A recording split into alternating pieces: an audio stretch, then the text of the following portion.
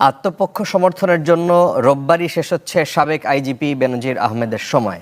এরপর স্বরাষ্ট্রমন্ত্রী বলেছেন যে তদন্ত প্রমাণিত না হওয়ার আগে কাউকে দোষী বলা ঠিক না।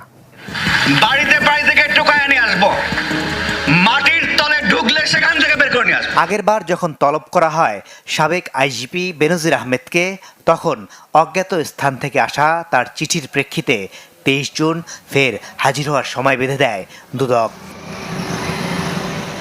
বৃহস্পতিবার দুদক আইনজীবী জানান, একটা ছেলেকে গ্রেপ্তার করেছে, একজন টিকটকার, পড়ালেখা নাই, কি সমস্ত অশ্লীল কর্মকাণ্ড করে বেড়ায়, তাকে নিয়ে সমস্ত পত্রপত্রিকায় নিউজ হয়েছে, তিনি গ্রেপ্তার হয়েছেন।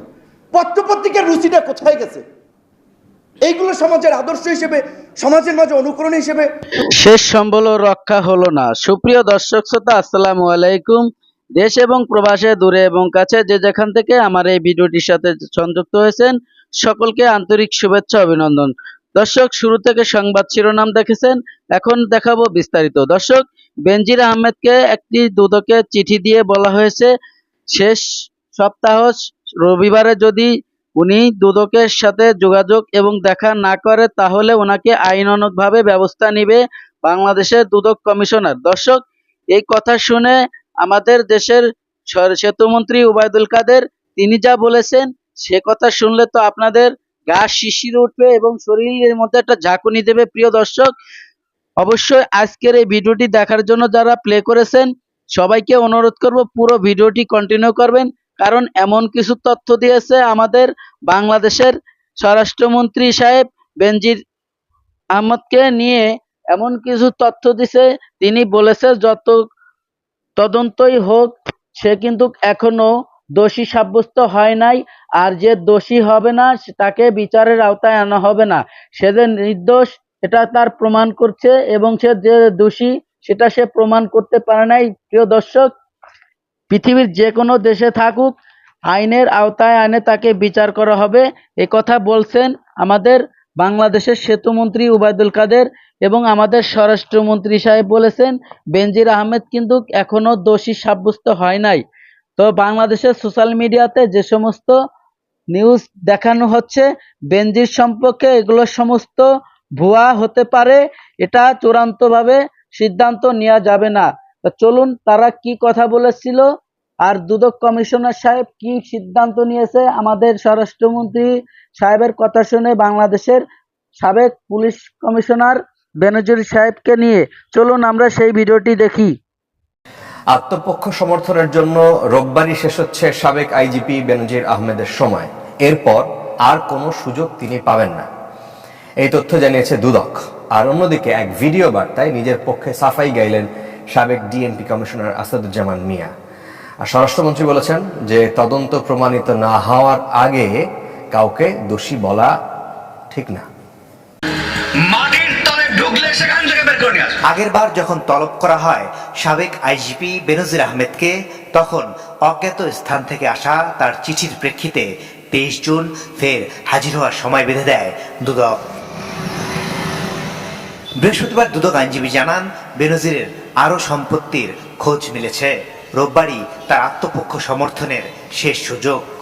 কমিশন আসলে ওনাকে জিজ্ঞাসাবাদের মুখোমুখি করতে চেয়েছেন ন্যায় বিচার নিশ্চিত করার জন্য, কারণ ওনার তো একটা বক্তব্য থাকতে পারে, যদি দুদক যেটা বলছে হয়তো উনি এটা অস্বীকার করতে পারেন বা এটা ঠিক নাও হতে পারে।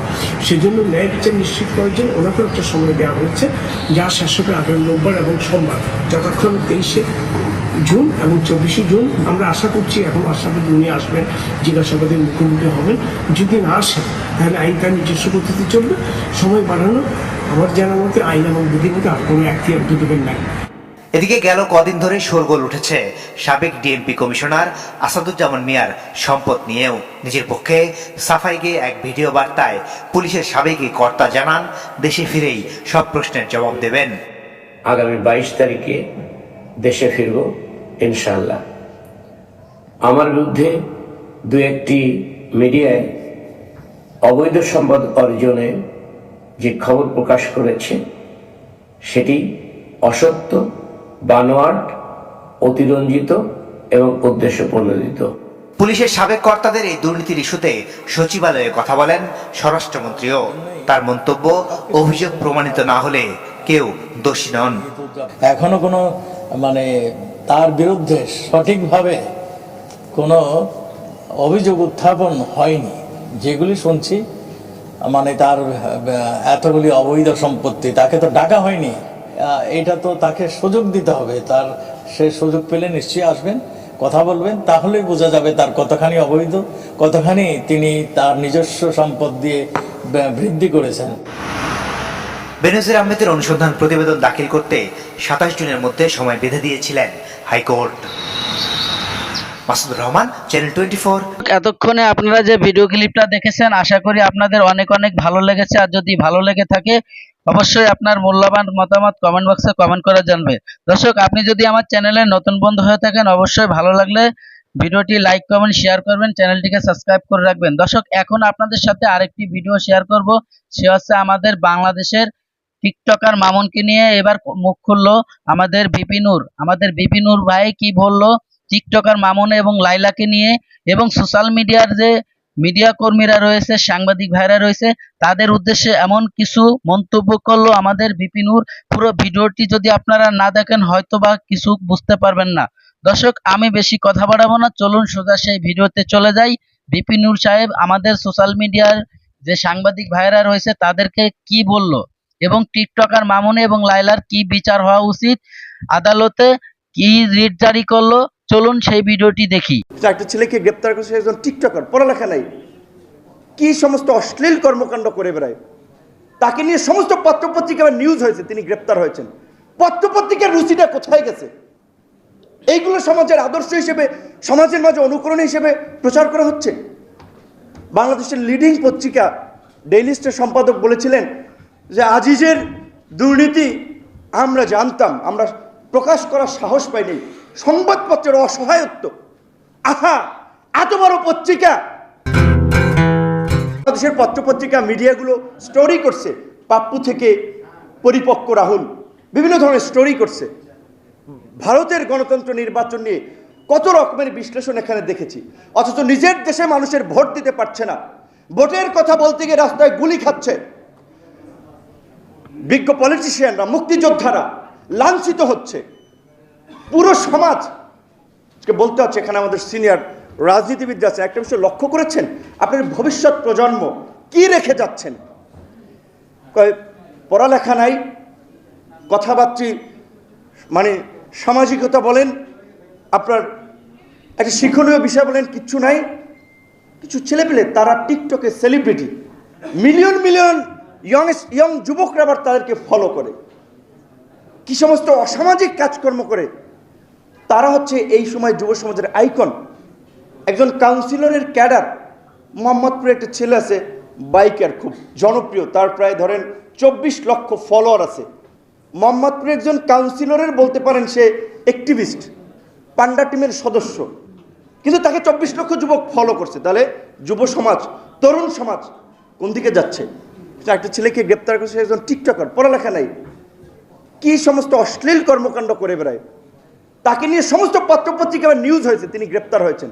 পত্রপত্রিকার রুচিটা কোথায় গেছে? এইগুলো সমাজের আদর্শ হিসেবে, সমাজের মাঝে অনুকরণ হিসেবে প্রচার করা হচ্ছে। বাংলাদেশের লিডিং পত্রিকা ডেইলি স্টার সম্পাদক বলেছিলেন যে আজিজের দুর্নীতি আমরা জানতাম, আমরা প্রকাশ করার সাহস পাইনি, সংবাদপত্রের অসহায়ত্ব। আহা, এত বড় পত্রিকা বলছে আমাদের সরকার 3 দশক পার করছেন, মানে কমফোর্টেবলি বলতেছেন তারা, এটা তারা পার করছেন। এই অবস্থাটা দেশে কিভাবে তৈরি হলো? এই অবস্থা, এই সংবাদপত্রের মালিকরাও জড়িত ছিলেন, সিভিল সোসাইটির একটা অংশ জড়িত ছিলেন, হালুয়া রুটি খাওয়ার জন্য একটা গ্রুপ ছিলেন, তারাও জড়িত ছিলেন। এখন সবাই হাহুতাশ করছে, দেখেন সবার মুখ কালো, সবাই বলছে যে এইভাবে দেশ চলতে পারে না। যেভাবে চলছে, একজন আওয়ামী লীগের এমপি বলছে আমি এই 72, 73, 74-এর আলামত দেখতে পাচ্ছি, আইন শৃঙ্খলা পরিস্থিতি পুরো ভেঙে পড়েছে, আইন শৃঙ্খলার মধ্যে বাহিনীতে সরকারের নিয়ন্ত্রণ নাই।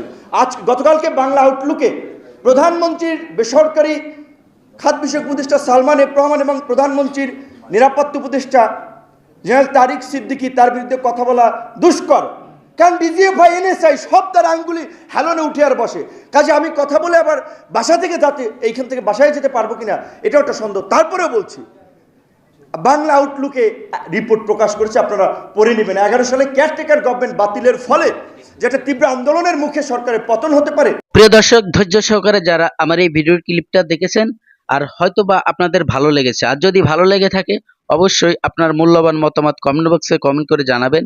এবং ভিডিওটি যদি ভালো লাগে, চ্যানেলটিকে যদি সাবস্ক্রাইব করতে মন চায় অবশ্যই সাবস্ক্রাইব করে রাখবেন পরবর্তী ভিডিও পাওয়ার জন্য। দর্শক, আজকের মতো ভিডিও থেকে বিদায় নেব। সবাই ভালো থাকবেন, সুস্থ থাকবেন।